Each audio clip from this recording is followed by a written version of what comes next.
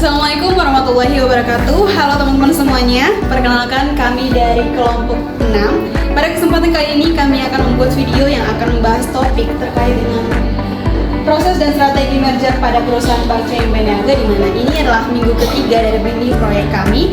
Jadi mata kuliah ini diampu oleh Bapak Fadri Sidik STMSC dengan anggota kelompok yaitu Preti Suma Pertiwi, Nurfida Aba, Amrisa Fitri, Fitriani Ridwan, saya sendiri, Cecilia Sinijia, dan Nur Haliza. Baik, terima kasih. Sebelumnya perkenalkan, nama saya Nurfida Aba. Di sini saya akan membahas mengenai valuating. Apa sih itu valuating? Nah, valuating itu adalah proses dalam menilai wajar atau tidaknya suatu perusahaan atau aset berdasarkan perbankan. Nah, valuasi digunakan untuk menentukan harga yang pantas dalam investasi, merger atau akuisisi.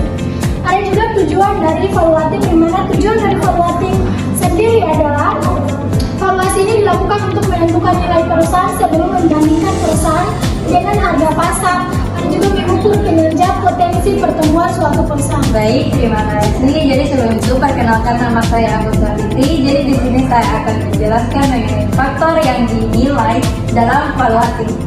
Yang pertama ada kinerja keuangan. Jadi kinerja keuangan ini kita melihat laba yang dihasilkan, total aset yang dimiliki, serta ekuitas perusahaan. Ketiga komponen ini menunjukkan kondisi finansial dan kemampuan perusahaan dalam menghasilkan keuntungan.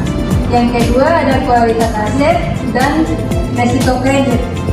Nah, faktor ini itu dia menilai seberapa baik kualitas aset yang dimiliki serta tingkat resiko kredit yang mungkin terjadi.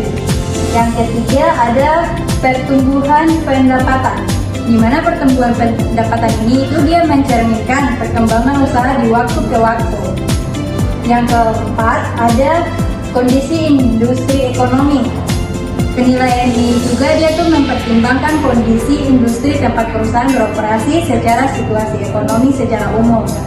Yang terakhir, yang kelima, yaitu kepatuhan terhadap regulasi.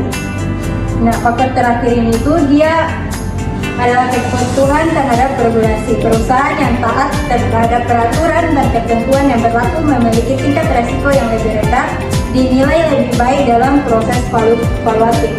Baik, saya Cecilia Sinijia akan menjelaskan terkait proses valuasi perusahaan atau corporate valuation process. Jadi yang pertama yang dilakukan adalah penentuan tujuan dan ruang lingkup valuasi.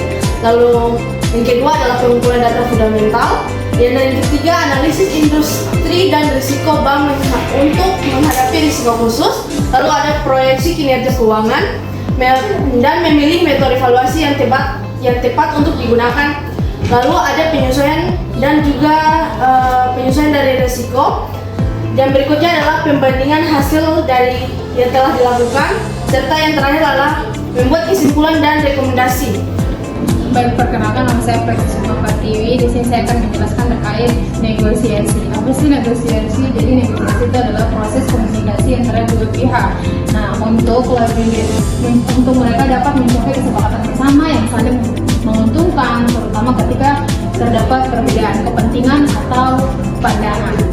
Nah, apa sih tujuan dari negosiasi ini sendiri? Jadi untuk tujuannya dia bisa untuk mencapai kesepakatan yang adil bagi pihak, terus menyelaraskan kepentingan yang berbeda dan menghindari konflik berkepanjangan serta mendukung pengambilan keputusan.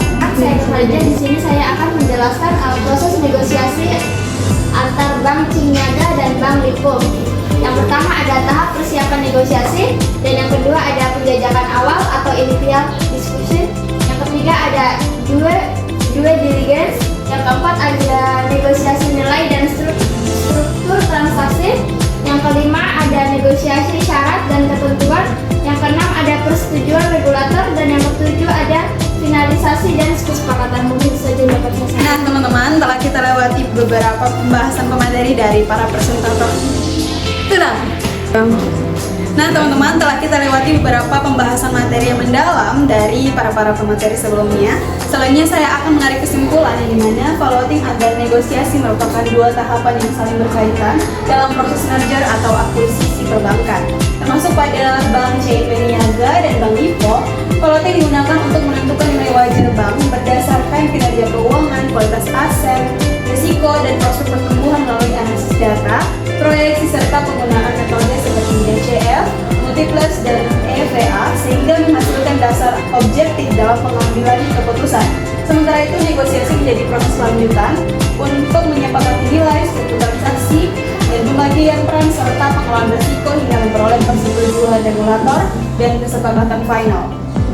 Dengan demikian, valuating berfungsi sebagai landasan analisis serta negosiasi memastikan nilai tersebut dapat diwujudkan menjadi keputusan bisnis yang strategis, adil, dan menguntungkan bagi kedua pihak. Nah, teman-teman, demikian video terkait dengan pembahasan pada mini proyek minggu ketiga. Saya ucapkan terima kasih. Wabillahi taufiq wal hidayah. Wassalamualaikum warahmatullahi wabarakatuh.